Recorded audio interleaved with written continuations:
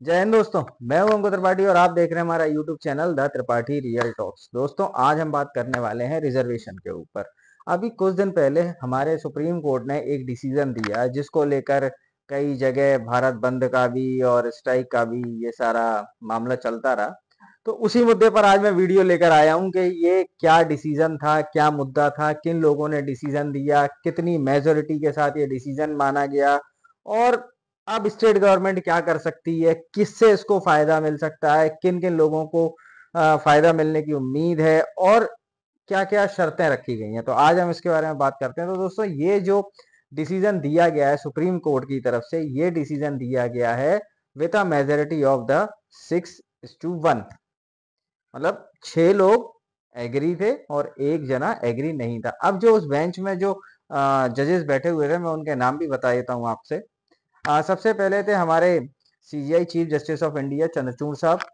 और बाकी जजेस में थे बी आर गवई साहब, विक्रम नाथ जी, बेला एम त्रिवेदी मैम, बेला मैम, पंकज मित्तल जी, मनोज मिश्रा जी और सतीश चंद्र मिश्रा जी। तो दोस्तों, ये वो 7 जजेस थे जिन्होंने इस डिसीजन को लिया है। अच्छा, अब ये मुद्दा क्या था? मुद्दा ये था कि एससी और एसटी में, शेड्यूल्ड कास्ट और शेड्यूल्ड ट्राइब्स में, इनको एक ऑलरेडी एक रिजर्वेशन का कोटा मिला हुआ है। अब उस कोटे के अंदर भी ये कोटा दिया जाना था और उसी मुद्दे पे ये जो सारा कोर्ट केस था ये चल रहा था और अब इसको सुप्रीम कोर्ट ने अपना मंजूरी दे दी है। अच्छा, सुप्रीम कोर्ट ने जो मंजूरी दी है दोस्तों, वो ये दी है कि भैया अब स्टेट गवर्नमेंट के पास ये राइट्स हैं कि वो क्रीमी लेयर कर सकते हैं। आप समझो क्रीमी लेयर क्या है। क्रीमी लेयर ये है कि पर्टिकुलर जो आपका जैसे कोटा है, उस कोटे में मान के चलो 100 लोग उस कोटे में आते हैं। एक पर्टिकुलर कोटा है, उस कोटे में 100 लोग आते हैं।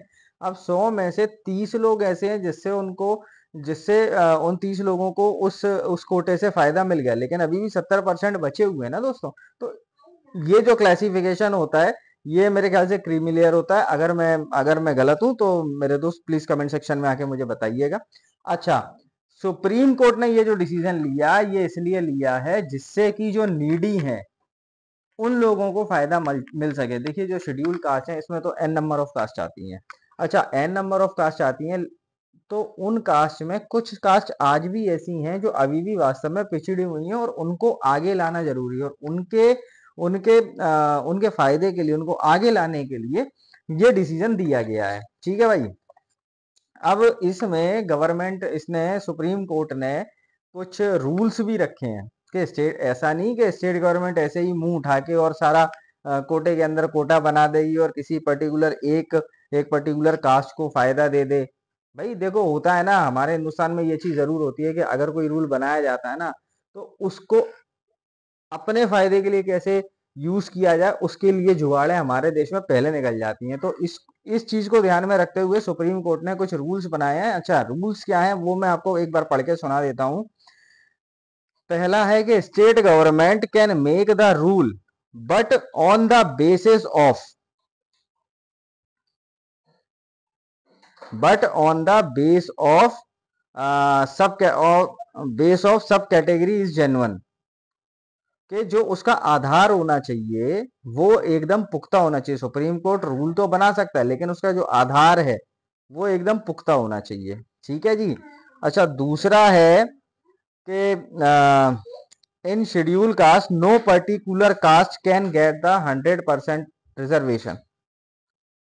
कोई भी शेड्यूल कास्ट में जो एन नंबर ऑफ कास्ट आती हैं, उसमें कोई भी ऐसी कास्ट नहीं होनी चाहिए जिसको कि 100% रिजर्वेशन मिले। ठीक है जी।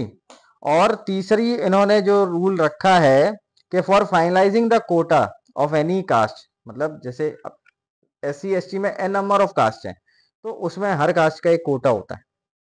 हर कास्ट को एक कोटा दिया जाता है। यही मैं आपको समझाना चाह रहा हूँ कि कोटे के अंदर कोटा। तो जो कोटे के अंदर वाला जो कोटा, उसकी बात कर रहे हैं यहाँ पे कि भाई, कि for finalizing the quota of any caste in the schedule caste, government need to validate the percentage of that particular caste. ठीक है जी। तो ये कुछ 3-4 शर्तें रखी हैं। सुप्रीम कोर्ट ने बोला है कि भाई जब ये फुलफिल होंगी तभी आप अपने यहाँ इस रूल को बना सकते हो। ठीक है जी। और मेरे हिसाब से देखिए, अगर मैं बात करूं एक आसान भाषा में, ये तो चलिए कोर्ट की भाषा थी, ना तो मैं वकील हूं और ना ही मेरे सुनने वाले वकील होंगे, तो मैं एक आसान भाषा में आपको समझा देता हूँ। आसान भाषा ये है कि भाई शेड्यूल्ड कास्ट के अंदर जो जातियों को आज तक फायदा नहीं मिला है, उन्हीं कास्ट को आगे बढ़ाने के लिए इस रूल को लाया गया है, पहला। और इस रूल को मतलब स्टेट गवर्नमेंट के पास ये अथॉरिटी है कि भैया वो अपने हिसाब से इसको कर सकती है, बट उसको करने के लिए उसके पास कुछ नियम है जिनको उसको मानना पड़ेगा। वो नियम ये हैं कि भैया जिस भी जो भी अपना जो गवर्नमेंट है, स्टेट गवर्नमेंट है, उसके पास बेस मजबूत होना चाहिए। एक पर्टिकुलर कास्ट को 100% वो कोटा नहीं मिलना चाहिए। ठीक है जी। और अगर एक जो पर्टिकुलर कास्ट है उसका जो परसेंटेज है वो वैलिडेट करे स्टेट गवर्नमेंट, या स्टेट गवर्नमेंट को वैलिडेट करना होगा और उसका डेटा उसको बिल्कुल पुख्ता रखना होगा। तो दोस्तों ये सारी कुछ शर्तें हैं।